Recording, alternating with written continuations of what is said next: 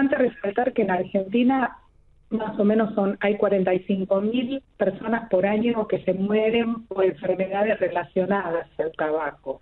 El tabaco produce diferentes daños, tanto en nuestro pulmón como en el sistema circulatorio y en el corazón. Y de esas 45.000 personas que mueren, 8.500 más o menos muertes son debidas a cáncer de pulmón.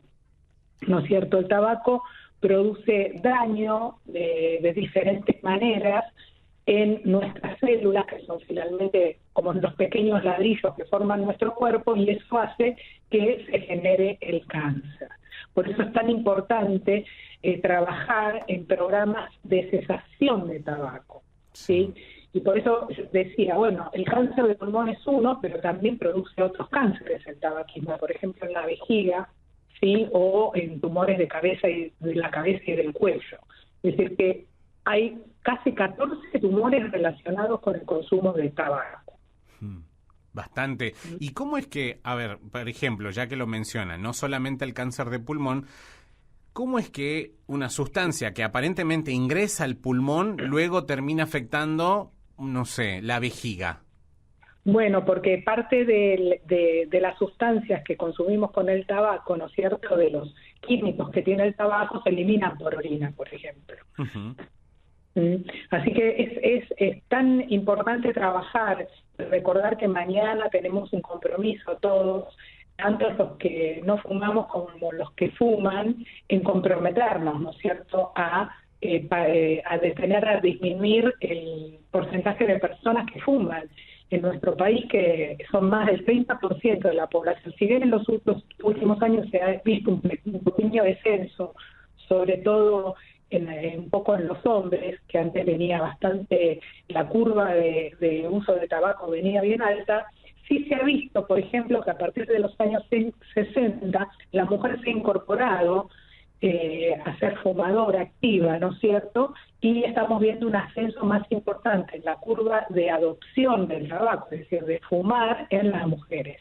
Y eso también es algo que tenemos que trabajar muchísimo, porque no es solo un tema del sexo masculino. Bien, está muy bueno ese punto que usted menciona, porque acá no solamente es una cuestión biológica del daño que puede hacer, sino también la construcción social que hemos hecho, ¿no?, alrededor del tabaco y del hecho de fumar, por ejemplo, y como el cine, la industria de la música también lo ponían como sinónimo de éxito, de bienestar. Lo mismo pasa con otras sustancias legales como el alcohol, por ejemplo, de que se las naturaliza desde estos lugares y cuesta mucho después llegar con estos mensajes como el que tratamos de llevar nosotros hoy, si después del otro lado tengo publicidad implícita o explícita que me muestra una situación muy diferente y lejana a esto que estamos hablando nosotros, como por ejemplo es la presentación de un cáncer asociado al consumo de tabaco. Exacto. Y aparte, otra cosa que, por ejemplo, recién comentábamos, ¿no?, que mucha gente que fuma y no tiene tumores, pero sin embargo, si uno mira al revés, de los cánceres de pulmón, ¿cuántos, las personas que tienen cáncer de pulmón, de 8 a 9 de cada 10 que tienen cáncer de pulmón, el cáncer está asociado a consumo de tabaco? Si lo miramos desde el otro lado, ¿no es cierto? Sí. O sea que si llega es particularmente por esta causa, mayoritariamente. Exactamente. La mayoría de los casos de cáncer de pulmón están asociados a consumo de cigarrillo. Y particularmente también he visto que se puso de moda el hecho de proponer usar tabaco puro y que la gente haga su cigarrillo. ¿Eso podría ser una conducta alternativa a esto, o el hecho de fumar sea un cigarrillo industrializado o no, igualmente nos abre la posibilidad de desarrollar este tipo de cáncer? Sí, el riesgo existe, es el mismo, ¿no es cierto? Porque finalmente es el tabaco lo que tiene más riesgo. Hay otras sustancias que a veces se le agregan a los cigarrillos que podrían, o algunos compuestos, por ejemplo, que ustedes nombraban ahí, por ejemplo, el vapeo, ¿no?, el uso de los cigarrillos electrónicos, y eso, si bien no tiene tabaco, también está asociado por algunas sustancias químicas al desarrollo de cáncer de pulmón. O sea, el tabaco es el más importante, pero no es el único. Y también se ha puesto de moda, no se ha puesto de moda, mejor dicho, ahora se ha visibilizado debido a algunos cambios tanto en la legislación como en los acuerdos sociales con los que vivimos, de que, por ejemplo, hoy es muy común encontrar gente que fume marihuana. Nunca se relaciona el hecho de fumar marihuana con hablar de estas enfermedades, pero ya tenemos evidencia como para confirmar o descartar de que si este tipo de consumos también pueden estar asociadas a este tipo de cáncer.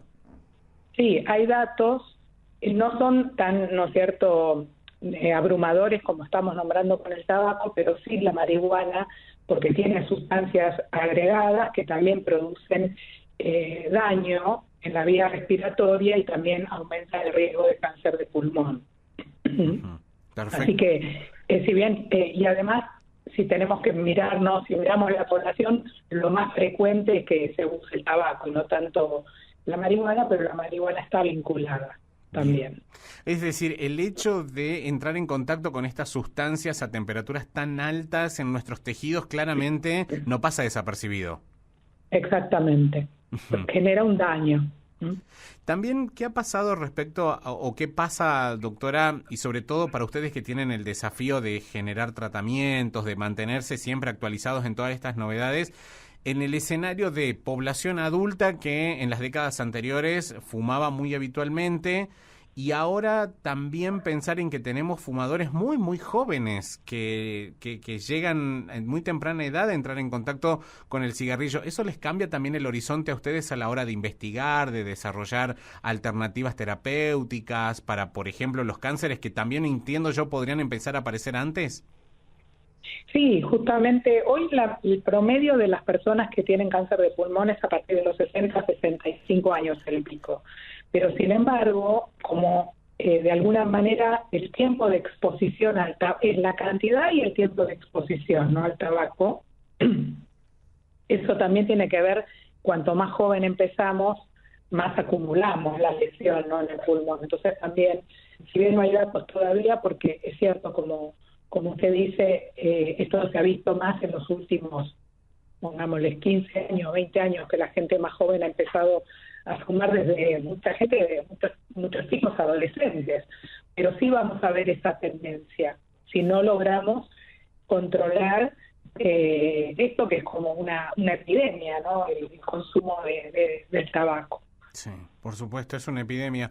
¿Y qué pasa con aquellas personas que, por ejemplo, también ha pasado con estas nuevas generaciones de que estos temas ya los tienen mucho más trabajado y entienden mejor incluso que nuestras generaciones del daño que significa el tabaco? Entonces hay un grupo importante que no consumen estos productos, pero sin embargo viven en casas, por ejemplo, donde hay padres, abuelos, hermanos fumadores. ¿Qué pasa con aquellas personas que no fuman pero que conviven en ambientes donde sí se fuma? Sí, bueno, el fumador que le dicen pasivo, ¿no?, el que está en un ambiente con otros fumadores, también le aumenta el riesgo, pero no tanto como el fumador activo. Uh-huh. Por eso, bueno, es tan importante esto que las normativas, ¿no es cierto?, que tenemos, que en muchos lugares públicos, por ejemplo, no se puede fumar, en lugares cerrados, o si vamos a un restaurante, muchas veces el mismo restaurante tiene un espacio destinado para gente que fuma, porque el que recibe el tabaco nunca fumó, también puede, con exposiciones prolongadas de humo, a tener cáncer de pulmón, ¿no?, el mayor riesgo. Bueno, o sea que claramente acá lo importante sería recalcar, doctora, de que tratar de no llegar al consumo de tabaco sería la conducta ideal, pero en el caso de aquellos que hoy fuman, pero que dicen no, quisiera dejarlo, ¿eso lo beneficia también? Sí, siempre que hay por suerte en Argentina tenemos muchos equipos que trabajan en programas que se llaman de cesación tabáquica, es decir, dejar de fumar. Sí. Y el dejar de fumar beneficia tanto al pulmón como al sistema cardiovascular, que se ve muy afectado también por el tabaquismo. Esto que yo decía, las 45.000 muertes por uso que hay producidas por el tabaco también tiene que ver la enfermedad cardíaca, además de la pulmonar. Entonces, el dejar de fumar agrega realmente una nota positiva al que deja de fumar. Y sobre todo yo insisto mucho en que, porque lo que se sabe es que después de 20 años de fumar, el riesgo es muy difícil de bajarlo. Pero si uno puede bajar el consumo de tabaco antes, va a tener probablemente más beneficios.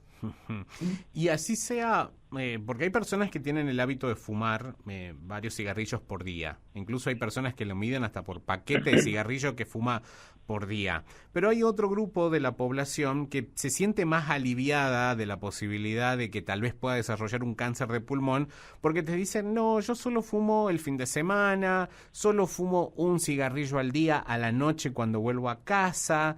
¿Eso de la cantidad influye a la hora de pensar en estas enfermedades?